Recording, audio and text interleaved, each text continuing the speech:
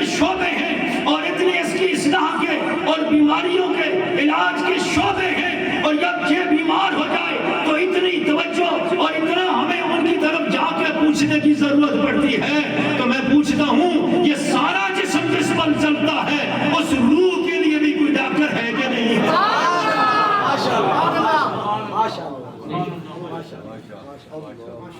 اس روح کا بھی کوئی ہاسپٹل ہے کہ نہیں، اور ہونا چاہیے کہ نہیں؟ اس روح کے علاج کے لیے بھی ہونا چاہیے کہ نہیں؟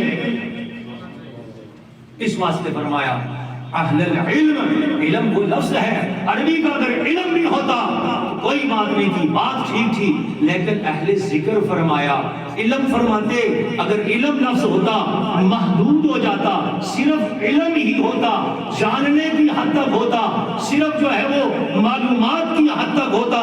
ظاہر علم باطنی بھی ہے، علم خفی بھی ہے، ظاہری بھی ہے، جلی بھی ہے، خفی بھی ہے، لیکن اہل علم صرف علم کا نام ہوتا تو شاید ظاہر پر شاید جو ہے وہ صرف جو ہے وہ محدود طور پہ جو ہے وہ اس کو بیان کر دیا جاتا، حالانکہ علم صرف کسی ظاہری یا اس محدودیت کا نام نہیں ہے، یہ علم بڑا وسیع ہے، اور خود جو ہے علم اللہ رب العالمین کی شان ذات صفات میں سے، اللہ تبارک و تعالیٰ کی شان علم جو ہے وہ اس کی خاص صفت ہے۔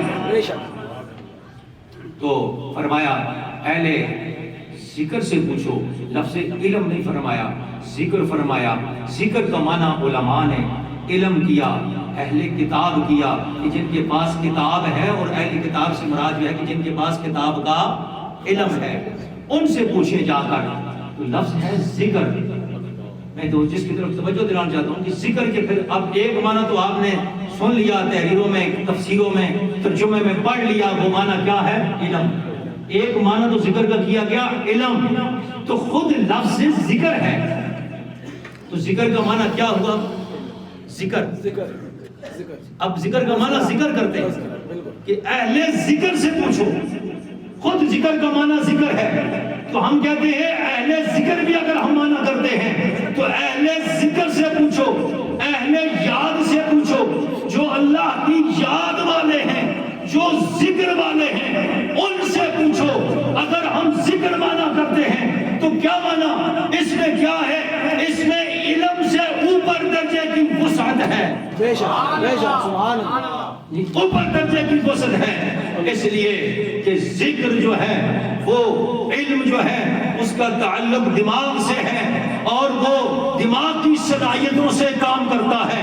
دماغ مضبوط ہوگا تو علم بھی مضبوط ہوگا، دماغ تیز ہوگا تو اپنے شعبے میں بھی تیز ہوگا، دماغ اچھا ہوگا تو علم بھی اچھا آئے گا، دماغ میں کمزوری آ جائے گی تو علم میں بھی کمزوری آ جائے گی، رفتہ رفتہ اس کی یادداشت میں بھی کمزوری آ جائے گی، اس کے معاملات میں بھی کمزوری آ جائے گی۔ بڑے سے بڑا جو ہے وہ اپنے علم کا جو ہے وہ شاہ سوار کیوں نہ ہو، لیکن شاہکار کیوں نہ ہو، لیکن آہستہ آہستہ اس میں کمی آنا شروع ہو جائے گی۔ لیکن یہ ظاہری علم کی بات کر رہا ہوں، یہ عام جو تجربے والا علم، لیکن اگر یہی ذکر ہو تو ذکر میں کبھی کسی لمحے کمی نہیں آتی۔ اللہ کے جو ذکر والا ہے ذکر میں کمی نہیں، ذاکر جو اللہ کے ذکر سے منور ہو جائے تو ذکر کا تعلق قلب کے ساتھ ہے، تو جب قلب کے ساتھ ہے ذکر کا تعلق، تو جب ذکر جو ہے وہ قلبی ذکر ملتا ہے، جب یہ قلب ذکر کرتا ہے تو اس کو وہ باطنی وہ نورانی نور نصیب ہوتا ہے۔ اب علم سے تو غلطی ممکن ہے بظاہر، لیکن اہل ذکر کا جو علم ہے، جو مشاہدہ رکھتا ہے، اس سے غلطی ممکن نہیں۔ وہ مشاہداتی بات کرتا ہے، وہ علم کی روشنی میں بات کرتا ہے، وہ مشاہدے کے ساتھ بات کرتا ہے۔ اس لیے اہل ذکر فرمایا کہ ذکر والوں سے جا کے پوچھو، جو ذکر والا ہے، یعنی جس کا علم مشاہدے والا ہے، جس کا علم تحقیق والا ہے، جس کا علم ذکر والا، اللہ کی یاد والا ہے، اللہ کے ساتھ وابستگی والا ہے۔ علم ہے لیکن غفلت والا علم نہیں، بلکہ یاد والا علم ہے۔ سبحان اللہ۔ کون سا علم ہے؟ یاد والا علم ہے، اس سے جا کر پوچھو۔ اب آپ دیکھیں نا کہ ایک مشہور واقعہ ہے حضرت مولانا روم رحمۃ اللہ تعالی علیہ اپنے خانقاہ میں بیٹھے کتابیں پڑھا رہے ہیں، ہاتھ سے لکھی ہوئی کتابوں کا دور تھا، کتابیں پڑھا رہے ہیں، اور حضرت مولانا روم رحمۃ اللہ تعالی علیہ بیٹھے پڑھا رہے ہیں، اور شاہ شمس تبریز اچانک آئے اور آ کر پوچھا، سوال کیا کہ یہ کیا ہے، یہ چیز یہ کیا ہے؟ سوال کیا، دیکھا مجذوب ہے، بال ہیں بکھرے ہوئے اور پھٹے پرانے کپڑے ہیں، اس کو کیا پتہ ہے یہ داربا تھا یدرے وہ کیا ہے، یہ قال عقیلہ کیا ہے؟ وہ کہا ایسے ہی بے دھیانی میں دیکھ کر کہا کہ یہ وہ چیز ہے جس کو تو نہیں جانتا ہے، یہ وہ چیز ہے جسے تو نہیں جانتا۔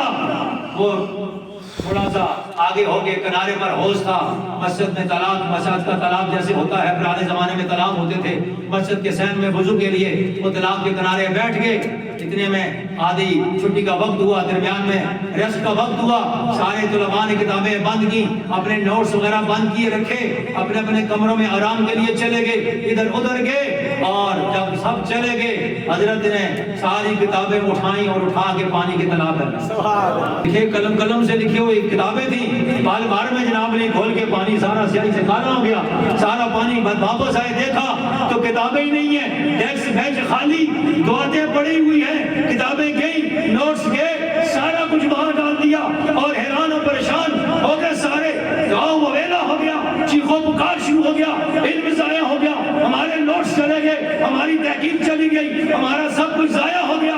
مولانا روم تشریف لے آئے، آپ دوڑے آئے، ڈنڈا پکڑا، کیا ہوا؟ وہ فقیر درویش حوض کے کنارے بیٹھے مسکرا رہا ہے، سبحان اللہ، مسکرا رہا ہے۔ پوچھا کیا ہوا؟ کہا اس درویش نے ساری کتابیں اٹھا کے ہماری وہاں ڈال دی ہیں، یہ کیسا آیا ملنگ، یہ کون ہے جس نے ہمارا سارا علم ضائع کر دیا؟ اب ذکر اور علم کا فرق بتا، کتابوں میں علم تھا، سب کا ضائع ہو گیا، سب گیا، اور مولانا روم رحمۃ اللہ علیہ کی طرف بڑھے، مارنے کے لیے، سزا دینے کے لیے، ڈانٹ ڈپٹ کے لیے۔ مولانا شاہ خواجہ شمس تبریزی رحمۃ اللہ علیہ نے فرمایا کیا ہوا ہے؟ کیا سارے پانی کالا ہو گیا ہماری کتابوں سے، سارا علم ضائع ہو گیا، تم نے کیا کیا؟ یہ میں نے کہا تمہیں کیا چاہیے؟ کتابیں چاہیے؟ کتابیں تو چاہیے، لیکن اب کیسے ملیں گی؟ وہ تو سارے خالی بھر کے اور پانی سے بھیگے ہوئے بھر کے آئیں گے، سارا لکھا ہوا تو محو ہو گیا، ہم کیا کریں گے؟ اتنی دیر میں انہوں نے اپنے جناب علی وہ پانچے اوپر کیے اور حوض میں چھلانگ لگائی، کتابیں پکڑ کے ایسے کر کے دیتے، کتابوں سے پانی کی بجائے گرد اڑتی تھی، گرد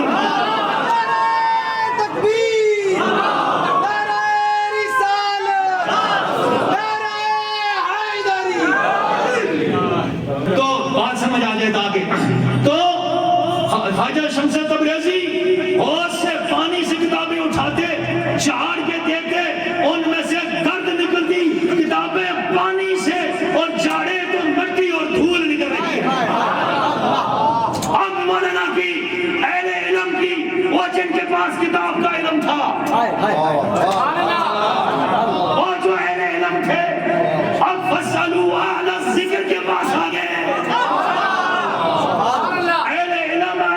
کے پاس آ گئے۔ اب پہلے اہل ذکر نے اہل علم سے پوچھا یہ چیز یہ کیا ہے؟ کہا ایاس کے تو نمید عالم، یہ وہ چیز ہے کہ تو نہیں جانتا۔ اب علم والا پوچھتا ہے ذکر والے سے کہ یہ چیز، اب ذکر والا کہتا ہے کہ وہ ہے جسے تو نہیں جانتا، جسے تو نہیں جانتا۔ اب وہ ساری کتابیں اسی طرح صحیح و سلامت نکال کر طلباء کو پکڑاتے چلے گئے۔ اب اہل علم کی آنکھیں کھلی، حضرت مولانا روم کی آنکھیں کھلی، اور نے کہا نہیں، وہ یہ جو قیل و قال کے علم میں میں پڑھا ہوں، یہ علم نہیں ہے، اصل علم تو وہ ہے جو اس درویش کے سینے میں، جو اس درویش کے سینے میں ہے۔